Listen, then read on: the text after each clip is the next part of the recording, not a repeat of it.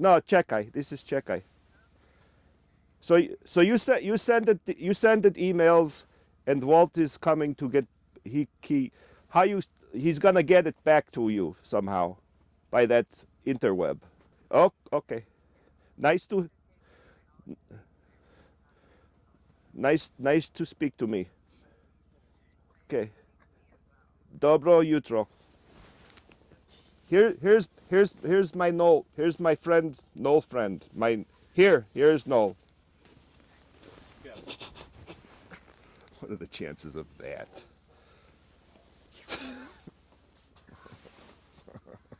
All right. Yeah, if you want to reach up. There we go.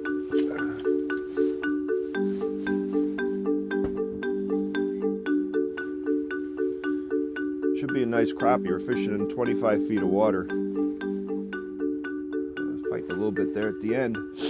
Oh, there we go. That's a decent one. You know, I caught him on a tungsten two-tone glow check-eye jig with a piece of wedgie plastic, so no live bait. You know, that's the way a lot of the anglers have gone to. They like a heavy jig that gets down fast, no fooling around, and when the fish are aggressive, you don't want to really be messing around with bait. So that's for the plastic, but a lot of times the fish really, they like the plastic more than the live bait. You can get it to dance and wiggle and do different things, and we'll let this one go here. But you know, there's a lot more to custom jigs and spins other than tungsten. In fact, the company started out, as many companies do, in the basement. Only our basement was a basement of a beauty shop.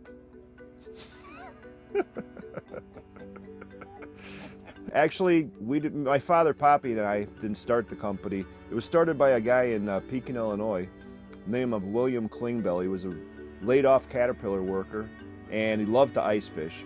So he met some guy that is making some stuff in his basement, and he taught William how to make the stuff in his basement, and pretty soon there was custom jigs and spins being shipped to Kmart's and Walmart's and big distributors all across the United States. When we found out that the company was for sale, we hightailed it down to Pekin and met with William and my father, me, a partner of mine, and it was strange, to say the least. It was strange. We went into the basement, and all the equipment that he used to make the jigs was covered in white sheets.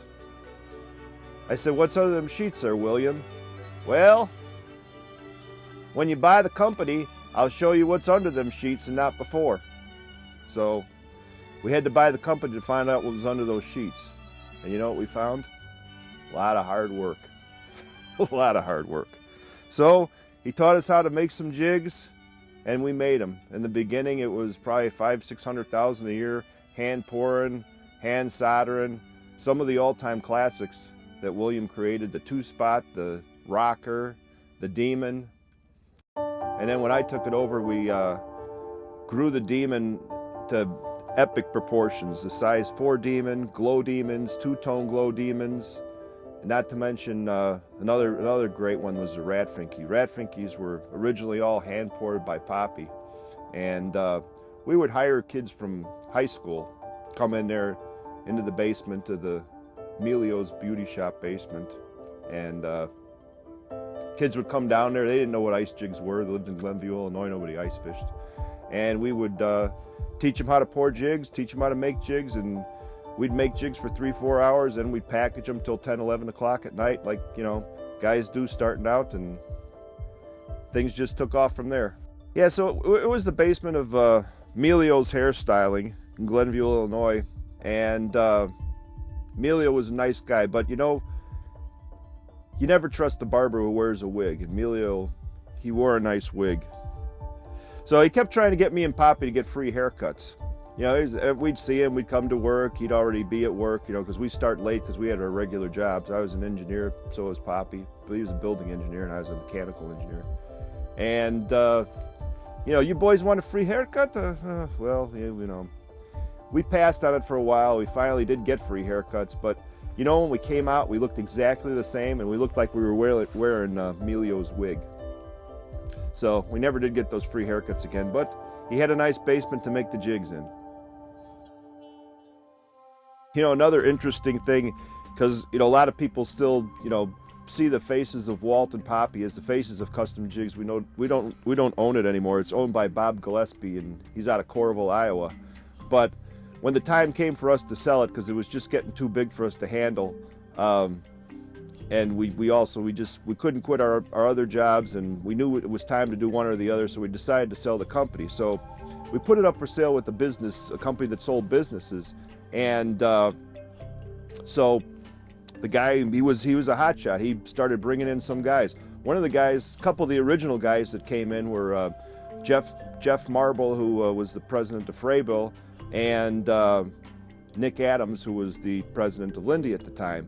And so they didn't come at the same time, but when they came into the basement of Emilio's beauty shop, Emporium, and they came down there, and there was white sheets over all the equipment sitting there. And Nick Adams said, "What's under those sheets?" And I said, "Well, when you buy the company, Nick, you get to see what's under them sheets, just like William taught me." So we ended up selling it to Bob Gillespie and his wife Stephanie, because we wanted to keep the company family owned. Poppy and I still wanted to have a tie into the company, and it's been about 15 years since they've owned it, and they've taken it to new heights that we never dreamed of. Plus, they've added extra companies along the way, the Bee Fishing Tackle Company, Flu, the Worm. And it's just, the one thing that they've done and that we've always strived to done is to create the best quality lures that you can buy that really catch fish.